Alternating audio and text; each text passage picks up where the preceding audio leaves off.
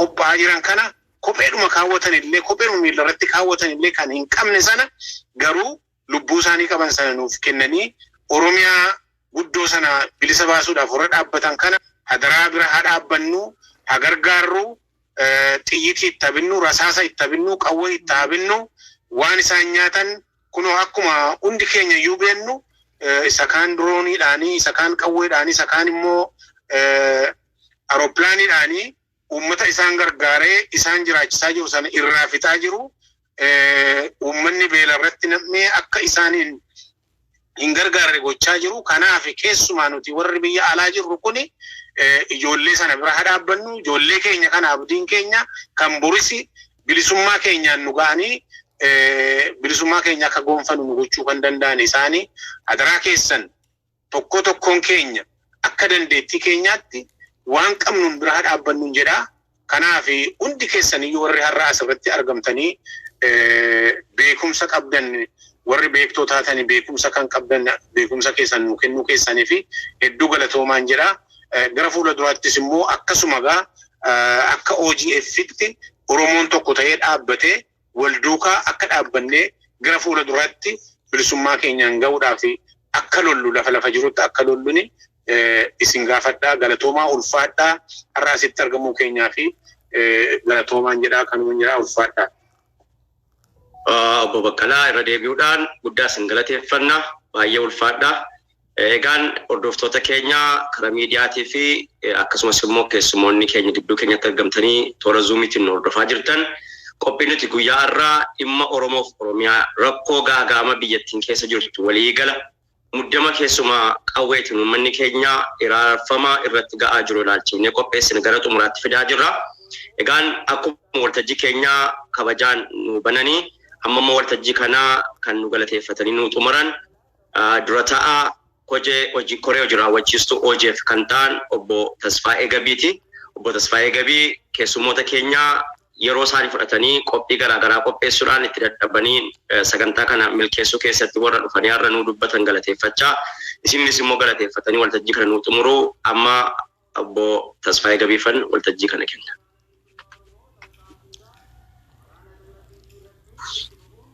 Gaaffiin hin danda'amu.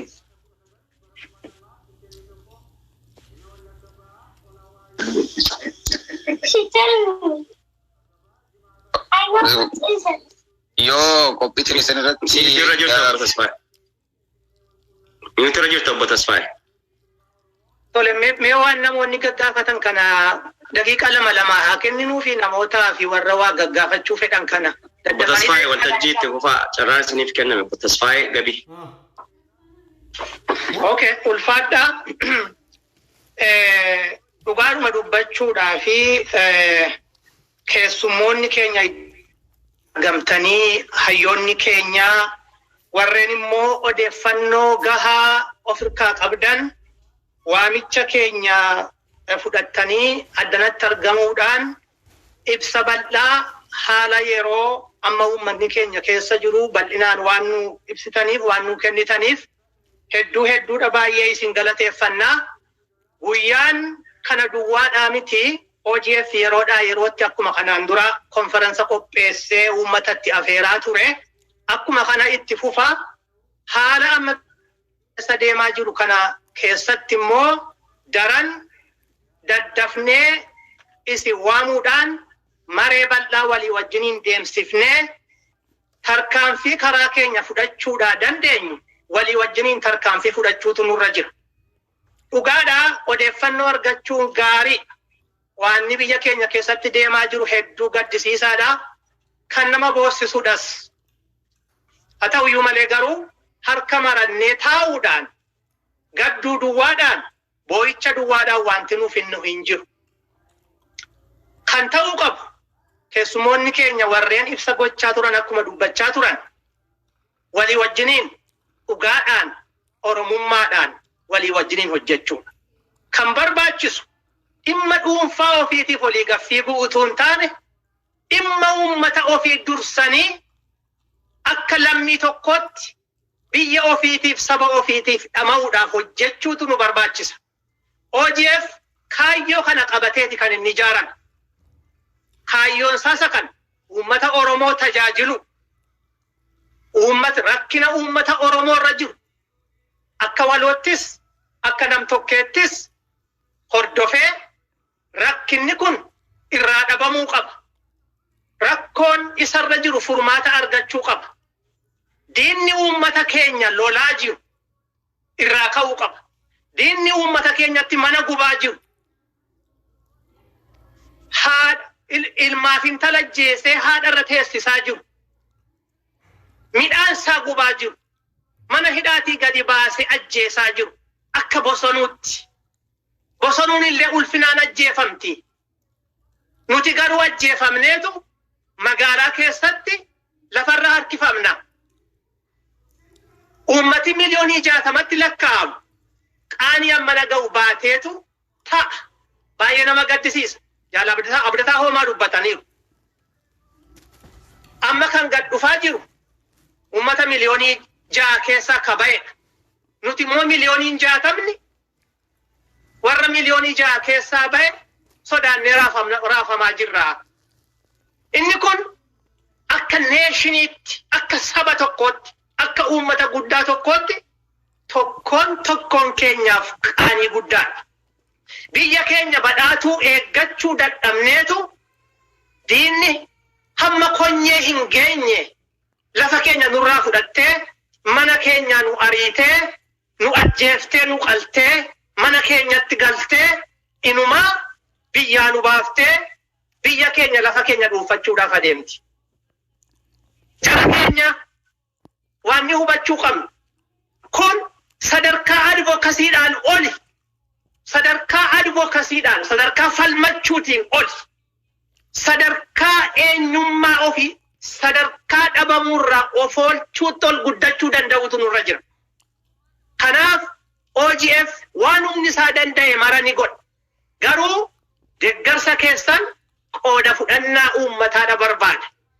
Kanaaf warreen addana irratti argamtan Oromoo iddoo adda addaa jiru. Oromoo akka ogummaatti ijaaramee jiru, akka amantiitti ijaaramee jiru, akka cayaatti ijaaramee jiru, akka saalaatti ijaaramee jiru. Akkas jechuun akka waldaa dubartootaatti. Kanaaf kana kanneen fakkaatanitti walitti dubbachuudhaaf walitti iyyuu danda'uudhaaf beekuutu nurra jira. Karaa waldaa amantii yoo fudhanne achittis dhimmi Oromoo dubbatamuu qaba jara keenya. Waan baay'ee dhadhagaa. Addanatti siyaasiin dubbatamu jedhama. Garuu dhumuutti jirra. Bakka maratti mana keenya keessaa kaasee instituushinii keessa jirru maratti dhimmi Oromoo, dhimmi dhumiinsa Oromoo, dhimmi Oromoon lafa isaarraa buqqa'ee jireenya isaa itti dhabaa jiru, diinni jireenya isaa balleessaa jiru dubbatamuu qaba. Wanni wal sodaannuuf tokkollee hin jiru. Kanaafi OGF gartuun xiqqoon kun carraa kana isinii banti. Ammayyuu gara fuulduraatti iyyuu yeroo dhiyootii iyyuu kaasee jechuudha. Nutti kottaa. Nuti dhugaa hojjenna. Nuti dhugaa dubbanna. Nuti Oromummaadhaaf dhaabanna. Nuti Oromoodhaaf falmina. Waan kan biraanu keessan jiru. Qaliilan isinitti himaa. Dhimmi dhuunfaa, dhimmi beekamuudhaaf dhama'uu nu keessan jiru. Akkasumattuu beekamoodha. Uummata Oromooti. Uummata kabaja qabudha nuyi. Keessaa luqqaanee baanee beekamuudhaaf dhama'uun waltajjii qabatanii geeraraa ooluun miti hojiin keenya. Hojiin keenya uummata Oromoo tajaajiluun akka sabaatti, akka uummataatti. Marti keessan akka obboleessaattan isin gaafadha. Akka nama amma OGF'n geggeessaa jiruutti isin gaafadha. Wal duukaa dhaabbannu. Walii wajjinaa hojjennu. Waan hin barbaachifne xurii of keessaa haa baafu. Kana kan barbaachisu iddoo adda addaatti maqaa uummata Oromootiin daldalamaa jira. Isa kana hundi keessan quba qabdu. Barbaachisaa yoo ta'e maqaa isinii dha'uu nan danda'a. Amma garuu maqaa dha'uu hin dhabu. Wanta akkasii nuun barbaachisu ilaa obboloota koo dhaabolee siyaasaa walaba ta'an qabna. Asseetii uummata Oromooti. Vaali'uu uummata Oromooti. Hidhatee kan nuu lolu qabna. Qabeenya uummata Oromooti. jarreen kana guddifachuu irratti hojjechuun kan nurra jiru malee alternatiivii barbaacha carraa biraa barbaacha kanneen olii gadi fiigan dantaa uummata Oromootiif dhaabatan utuu hin taane dantaa dhuunfaa isaaniitiif dhaabbachaa jiraachuu isaanii baraate waltajjii isaan irra dhaqan hundumaatti dhaqaati ijatti itti ma buruqsaati itti ma kun akkatitti jirtu kun akkatitti haasoftu kun akkatitti deemtu kun dantaa uummata Oromootiif gonkumaa waan naatu tokkolleen qabu jedhaati sodaa tokko malee ijaaf ijatti itti ma yoo walitti himne duwwaadha rakkoo amma jirru kana keessaa baana. Kanaafi obbolaa koo kanan isin gaafadha. Bakkayyuutti akkuma amma namni hundumtuu dubbataa ture giddu galeessatti, Baaleetti, Arsiitti, Booranatti, Wallagga dhihaatti, eessatti hongeen uummata keenya reebaa jira. Hongee namni hojjete artificial famine isa jedhamu. Beelli kun hongeen kun baay'eensaa mootummaa Abiyyiin uummata keenya irratti ta'aa jira. Uummata keenya jilchuudhaan kunoo uummata Walloo akka obboleessi keenya obbo Omar Mohaammed nu ibsaa turetti akka sabaatti dalgoo uffatee kan deemu hundumtuu Oromoo ta'uusaa sababii beekaniif addatti kophaatti baasanii Oromoo akka isaan rukutaa jiran maqaadhaa fi mootummaan Oromoo harka jira jedhama. Kan Oromoo fixaa jiru garuu Oromoodha. Namicha tokkitti duwwaan laalina. Warreen dhalaa yaara balaliisan, warreen waraana hoogganan, warreen qawwee qabatanii fiildiitti lolaan bahan. Oromoonni hedduun kanarraa of dhaabbachuu qabu. Jaalabdataa hoomaa waamicha gaarii kennaniiruuf. Akka Oromootti dubbachuu qabna. Biyya keenya badhaatuu utuu iji keenya arginee arguu diinaaf dabarsinee hin kenninu. Uummata koo adaraan isin gaafadha. Walii wajjinaa hojjennu. Namni 40 namni 50 addana keessa ture kun yoo achi ba'ee waa'ee walii wajjiniin hojjechuu dubbachuu irratti yoo duule yoo kampeenii godhe yoo hojjete OGF hojii isarraa eegamu hojjechuu hin danda'a. Ijaaruu hin danda'a. Geggeessuu hin danda'a. Directionii kennuu hin danda'a. Hayyoota beektota walitti fidee walii wajjiniin hojjechiisuu hin danda'a. Yoo isin nutti dhuftan humnuma qabnuun isinii wajjin hojjechuudhaaf nuti qophii. Isa kana marti keessa hubachuutu sunirra jira. Walga'iin har'a isin waamne kun walii keenya gidduutti hubannoon akka dhalatu. Biyya keenya keessatti wanta deemaa jiru yaada walaa dabarfannu. Erga yaada wal dabarfanne booddee immoo tarkaanfii itti fufu, tarkaanfii ittaanu walii wajjin haa fudhannu. Yeroo dhiyoo keessatti ammas deebinee rakkoo uummata keenya irra gahaa jiru kana tarkaanfii maalii fudhannu ree ilaala. Dubbanne hoo, haasofne hoo, wal dhageessifne hoo, wal barsiifne hoo kan ittaanu maali ree ka jedhuuf maree addaa immoo kophaatti deebifnee ammas isin waamuudhaaf deemna. Maree sana keessatti tarkaanfii fudhachuun nurra jiru fudhanna. Hamma humni keenya danda'etti. Ilaala wanti gochuudhaa qabnu. Akka civic and advocacy organization itti OGF wanni inni gochuudhaa qabu tokko diina gochuudha alagaatti dubbatachuudha dhimma keessatti dhumaa jiraachuu keenya kuna waan obboleessi keenya obbo Omar nutti himaa ture gola keessatti utuu ifatti hin bahin dhumaa jirra. Addunyaan isa kana amma quban qabu jara keenya. Hojiin OGF inni kun walitti gurmaa'ee qindeeffamee addunyaan akka inni baru gochuudha. Baree ethnic cleansing yookiin immoo duguggaan sanyii uummata bal'aa Oromoo irratti godhamaa jiraachuu isaa mootummaa Abiyyii fi faannoodhaa fi finxaaleeyyoota Amaaraatiin uummata keenya irratti ta'aa jiraachuu isaa hubachiisuu, beeksisuu, yommuu barbaachisetti miillaan dhandhee dubbisuu. Kana OGF kan inni hojjechuudhaa qabu. Kabiraan mirga namoomaa sarbamaa jiru biyya Itoophiyaa keessatti sarbamaa jiru biyya mirga uummata Oromoo saaxil baasuu.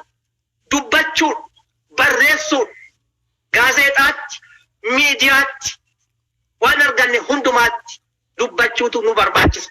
Ilmi Oromoo fi intalli Oromoo marti isa kana gochuudhaaf itti gaafatama qabna. Itti gaafatama kana bahachuu qabna. OGF immoo itti gaafatama kana gurmeessuu, hindanda yoo dhugaa oromummaatiif hojjettan yoo dhugaa oromummaatiif dhaabattan yoo gadaa keessan dhugaadhaan deeffachuudhaaf fedha qabdu taatan yoo tokkon ta'in jara keenya baduudhaaf adeemna hojii effisa kana argeeti kan inni uummata jaaruudhaaf ka'e kanaaf ijaarames kanaaf isin qunnamna bakka isin jirtanitti nutti kotta walii wajjiniin haa hojjennu isinin jechuudhaaf an jedhe kanaaf fixuudhaafan kaa koree qindeessituu itti dhamaatee waltajjii kana nuu qopheessite hedduun galateeffachuudha barbaada keessummoota keenya danatti argamanii yeroo isaanii fudhatanii laphee isaaniirraa garaa isaaniirraa inni kaan bo'aa kan inni dubbate galata guddaadha qabdu wallaansoon keenya itti fufaa walii wajjiniin hojjenna koreen qindeessituus immoo galata